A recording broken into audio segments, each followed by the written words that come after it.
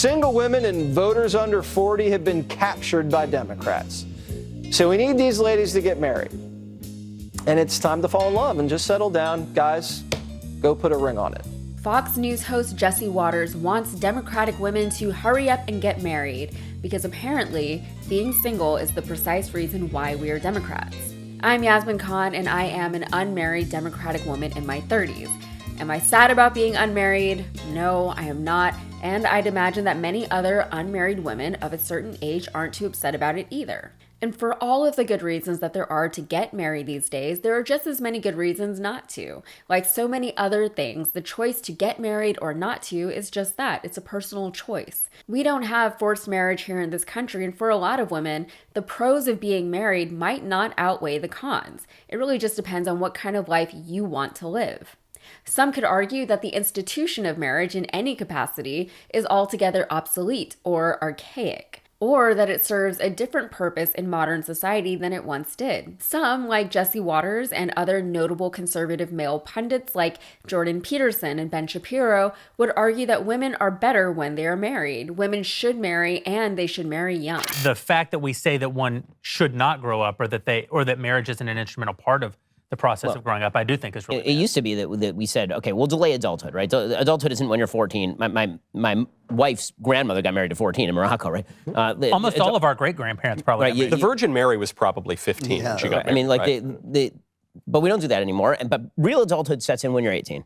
Yes. Right? And now real adulthood sets in after death. There's a saying that if you haven't been married once, by the time you're 30, you really just bypassed your first divorce. For as much as the right likes to tout the sanctity of marriage, and by the way, as far as I'm concerned, sanctity isn't a good enough reason for me to do anything, let alone make a major lifestyle change.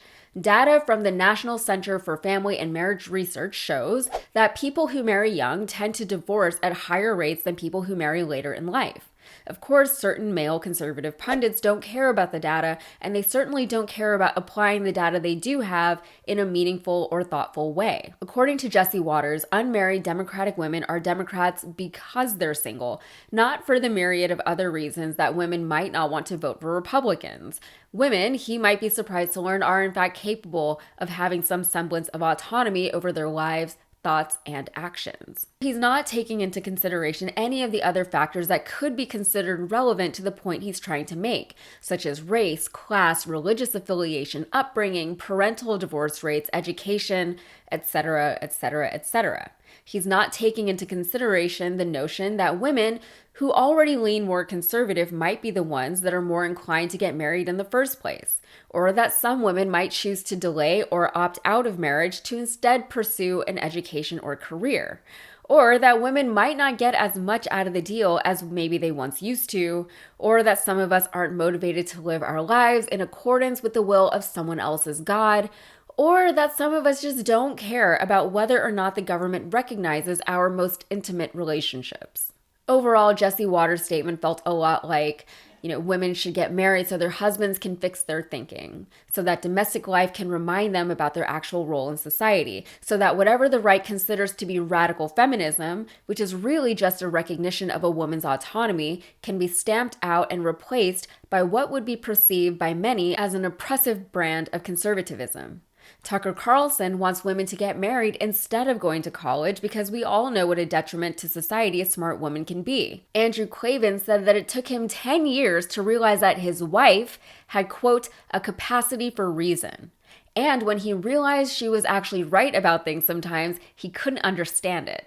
Gross. And I'm not going to get into the patriarchy in this video because who can deal with that conversation right now, but who wants a partner who thinks of them that way? There was a piece published by NBC last year, along with a few other articles written in more conservative outlets about how conservative men, including those who worked in the Trump White House, were having a hard time finding dates. They couldn't understand why women might not want to date or marry someone who, say, opposes women's rights to healthcare, or who disparages victims of sexual assault, or who subscribes to oppressive standards of living based on a book that's over 2,000 years old, and more. And somehow we are the ones without a capacity for reason. So here's the thing. We can have the same tired conversation about the patriarchy and radical feminism, but I'm not going to sit here and assert my worth as a woman to a group of men who I don't actually think are intelligent. It's beneath me and I shouldn't have to do it.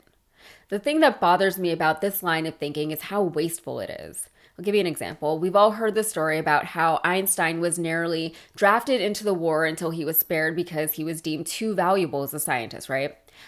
I love and I hate that story because while this one man was rightfully spared from a death in which he would have simply become a historical statistic, every single person who died in that war had something to contribute to their families, to their communities, to society, to the world. We just don't know those stories because they died somewhere on the battlefield. We don't know what might or could have been had those people also been spared. We can't calculate the sunk cost of something like human ingenuity or human contribution, but the cost is indeed sunk. In other words, it's about wasted potential. The more time women and other disenfranchised groups have to keep wasting time, effort, and energy seeking approval and worth from a group that isn't capable of assessing value, the more we all lose. Imagine if more people from more diverse backgrounds had the ability to contribute to the world in a meaningful way. Imagine if those voices weren't always drowned out by the Ben Shapiros of the world. Imagine if we could understand that all we think we know is not all there is to know. And I'm not just talking about the world of science, math, or even the arts. I'm talking about perspectives. For as many people as there are in this world, there are that many different perspectives, different ways of seeing the world and the people in it, different ways of thinking, coping, creating.